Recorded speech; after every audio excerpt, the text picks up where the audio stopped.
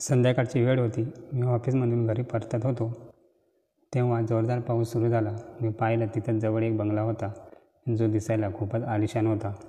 मी त्या बंगल्याच्या गेटजवळ गेलो आणि तिथे उभा राहिलो. हळूहळू पाऊस जास्त जोरात पडू लागला. तेव्हाच मी पाहिलं की दार उघडं होतं, म्हणून मी त्या बंगल्यात शिरलो. आत गेल्यावर एक बाई बाल्कनीतून मला पाहत होती आणि ती मला म्हणाली, "कोण आहे?" मी म्हणालो, "बाहेर पाऊस पडतोय म्हणून आत आलो आहे. पाऊस थांबला की मी निघून जाईल." ती बाई म्हणाली, "काही हरकत नाही, वर ये." मी विचार करू लागलो की किती चांगली बाई आहे जी मला वर बोलवते. आजच्या काळात अनोळखी लोकांना कोणी घरात येऊ घेत नाही. मी वर गेलो. ती बाई पूर्णपणे ओलेचिंबे झाली होती. ती म्हणाली, "कुठे जात होतात?" मी म्हणालो, "मी ऑफिसमधून घरी जात होतो. पाऊस पडायला लागला म्हणून गेटजवळ उभा होतो. पण जास्त पाऊस जोरात पडायला लागला त्यामुळे मला गेटच्या आत यावं लागलं." मी त्या बाईकडे पाहत होतो. ती खूपच सुंदर दिसत होती. मी बऱ्याच बाया पाहिल्या आहेत पण ती सगळ्यांपेक्षा वेगळीच होती. मी म्हणालो, "तुम्ही इथे एकटी राहता का?" ती म्हणाली, "कशासाठी? माझ्याशी काही करायचं आहे का?" मी म्हणालो, "नाही नाही, तुम्ही काय बोलत आहात? मी खूपच साधा मुलगा आहे." ती म्हणाली, "सगळे मुलं आधी हेच बोलतात पण शेवटी तेच बोलतात." त्या बाईच्या बोलण्यावरून मला असं वाटत होतं की तिला कोणीतरी फसवलं आहे. मी म्हणालो, "मला वाटतं तुम्हाला कोणीतरी फसवलं आहे." ती म्हणाली, "तुला कसं कळलं?" मी म्हणालो, "मॅडम, मी स्त्रियांच्या डोळ्यात पाहून त्यांचे मन वाचू शकतो."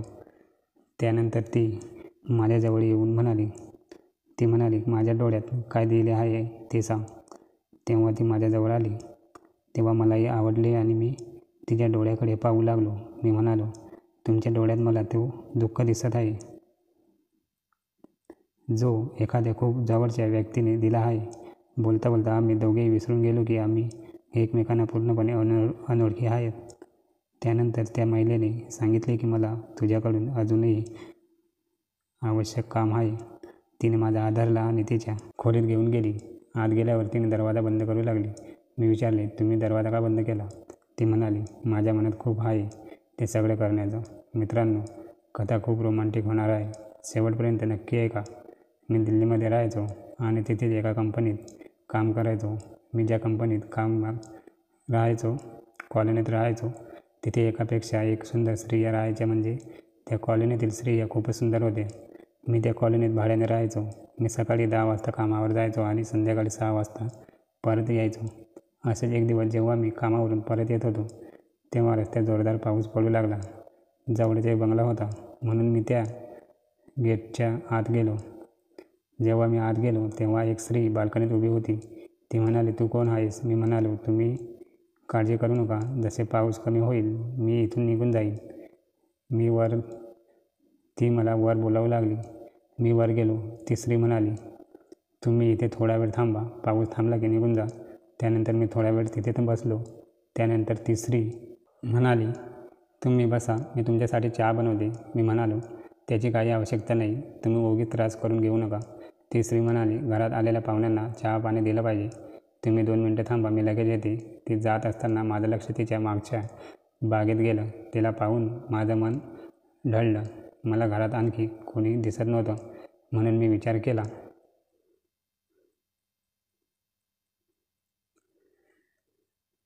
विचार केला की ही स्त्री घरात एकटीच राहत असावी. काही वेळाने ती चहा घेऊन आली. मी विचारलं, "घरात आणखी कोणी नाही का?" ती म्हणाली, "नाही, मी इथे एकटीच राहते." मी चहा पिऊ लागलो. काही मिनिटांनी लक्षात आलं की ती स्त्री मला पुन्हा पुन्हा बघत आहे. असं वाटत होतं की ती माझ्यासोबत काहीतरी करू इच्छिते. मी विचारलं, "तुम्हाला या मोठ्या घरात एकटं राहून भीती वाटत नाही का?" ती म्हणाली, "पहिले वाटायची पण आता नाही. आता सवय झाली आहे." तिने विचारलं, "तुझं लग्न झालं आहे का?" मी म्हणालो, "अजून नाही, पण लवकरच करायचं आहे." ती म्हणाली, "तू कुठे राहतोस?" मी म्हणालो, "इथंच जवळ राहतो." बोलता बोलता ती माझ्याजवळ आली. मी विचारलं, "तू हे काय करते आहेस?" ती म्हणाली, "मी खूप दिवसापासून ते सगळं करण्याचा विचार करत आहे पण माझ्या पसंतीचा कोणी मिळाला नाही." त्यानंतर मी पाहू लागलो की पाऊस थांबला का नाही. मी उभा राहताच माझा पाय घसरलं आणि मी खाली पडलो. ती स्त्री मला उचलायला आली तेव्हाच अचानक तीही घसरली आणि आम्ही दोघं एकमेकांवर पडलो. मी पटकन उठलो आणि म्हणालो, "मला माफ करा, माझा पाय ओला आहे म्हणून मी घसरलो." ती म्हणाली, काही हरकत नाही, खरं तर मला खूप छान वाटलं. ती हसली आणि म्हणाली, तुला कुठे लागलं नाही का?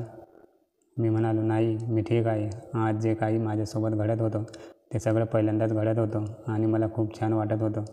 ती स्त्री म्हणाली, जर तू माझं ऐकलंस तर आज रात्री इथेच थांब. मग मी तुला संपूर्ण रात्री स्वर्गाचे दृश्य दाखवीन.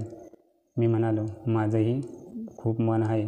ती म्हणाली, तू तुझ्या घरी फोन करून सांग की आज रात्री तू घरी येणार नाहीस. मी म्हणालो, त्याची काही गरज नाही, कारण मी घरी एकटाच राहतो. त्यानंतर ती स्त्री म्हणाली, तू इथे थोडा वेळ बस, मी लगेच येते.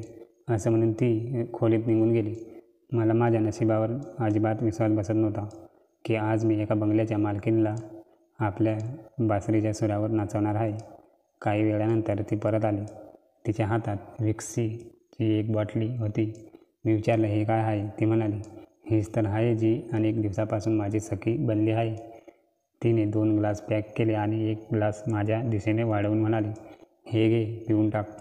मी म्हणालो, बाकी सगळे ठीक आहे, पण मी दारू पित नाही. ती म्हणाली, प्यायचं नाही तर मजा नाही येणार. एक पॅक मारल्यानंतर जे सगळं करशील त्याला तुलाही मजा येईल. मग मीही एक पॅक मारला.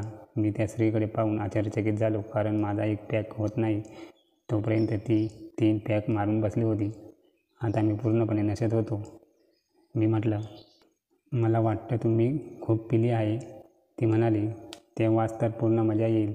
त्यानंतर ती म्हणाली, आता मला माझ्या खोलीत घेऊन चल. मी तिला तिच्या खोलीत घेऊन गेलो. ती बिछाण्यावर पडताच झोपली.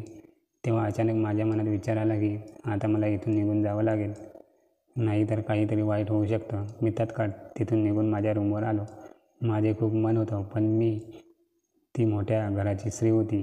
जर तिने माझ्यावर काही चुकीचे आरोप लावले असते तर माझी वाईट अवस्था झाली असती. म्हणून मी तिथून चुपचाप पळून आलो. मित्रांनो, ही गोष्ट सांगण्याचा उद्देश कोणाला त्रास देणे किंवा कोणाचं मन दुखावणं नाही.